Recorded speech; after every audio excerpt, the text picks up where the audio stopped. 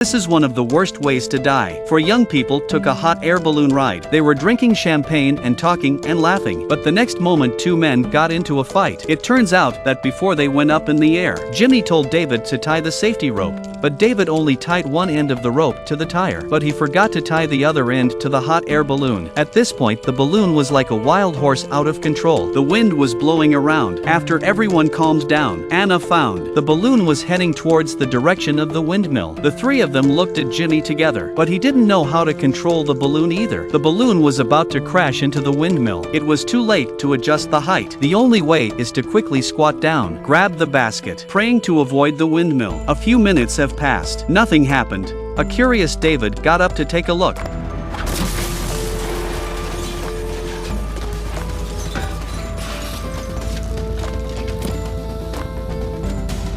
The flying debris pierced Jimmy's thigh directly. David was nowhere to be seen. Seeing that Jimmy was bleeding to death, Mary immediately took off her shirt. To Jimmy, a simple bandage. That's when Anna realized that David hadn't fallen. He had grabbed a rope. Anna climbed up to the basket, trying to reach out and pull David back. At this time, the balloon encountered updrafts, has floated to 2 kilometers in the air. David grabbed the rope with one hand, the other hand desperately trying to grab, each time a little short of. David swung his body backwards with great force. The next second there was only an empty rope. Anna and Mary were very sad. At this time, the balloon is still rising. Don't know how long it took. The balloon had floated to the sea. The fuel was about to run out. Then they would fall into the sea. Just when everyone was at a loss, Anna found a yacht on the sea in a hot air balloon 10,000 meters up. This woman was hanging outside the basket because she had to get the banner outside, on which she wrote a plea for help. Just now, they were calling out for help to a passing yacht, but they were too far away. The people on the yacht thought they were greeting them. Jimmy, who was injured, got up to check.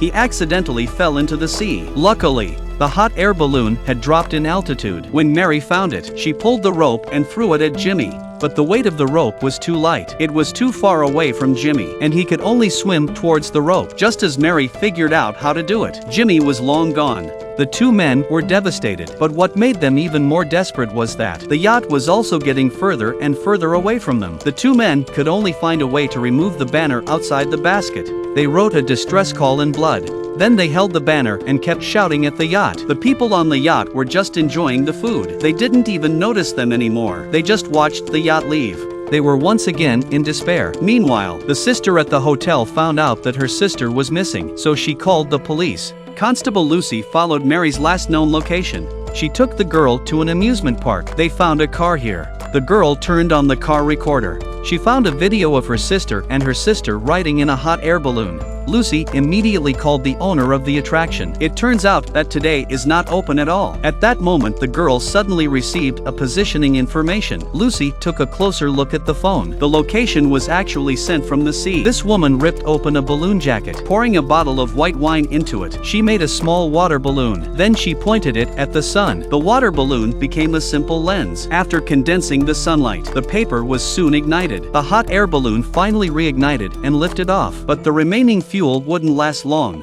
In the sea, they did not have any life-saving equipment with them. They would still be dead. Anna saw the black marks on her hands after the fire and was inspired. She took off the fabric from the basket and lit it on fire. She used the smoke as a distress signal, but the smoke was not visible in the blue sky. Reluctantly, Mary raises her cell phone to look for a signal. Suddenly, Anna thought of a solution. She used scissors to remove the steel lock on the basket. Then she attached the phone as an antenna. Sure enough, the phone got a signal. But just as she sent the location to her sister, the phone ran out of power and turned off. On the other hand, the girl received her sister's location. She and police officer Lucy went to the beach. Lucy was about to contact the captain for help, but the girl had already secretly launched an airboat. It was too late to wait. The two of them had to push the airboat into the sea together. They headed in the direction of the location. By now the balloon had run out of fuel. The balloon slowly descended into the sea. Mary was a better swimmer, but with Anna, who couldn't swim, In tow, cannot support for a long time. The critical moment. The oil barrel that ran out of fuel floated up. The two rushed to lie on top to rest. Not far away, a cargo ship was coming towards them. The two men immediately shouted for help, but because the ship was too big, they couldn't see them at all. The ship passed by them. Just when they were desperate, they saw Mary's sister's airboat. Anna took out the mirror she was carrying. She shone the reflective light on the girl. Mary's sister soon spotted them. The two were finally rescued. This is the end of the film. This story tells us that we should be careful when we go out to play. Otherwise, it will be very costly.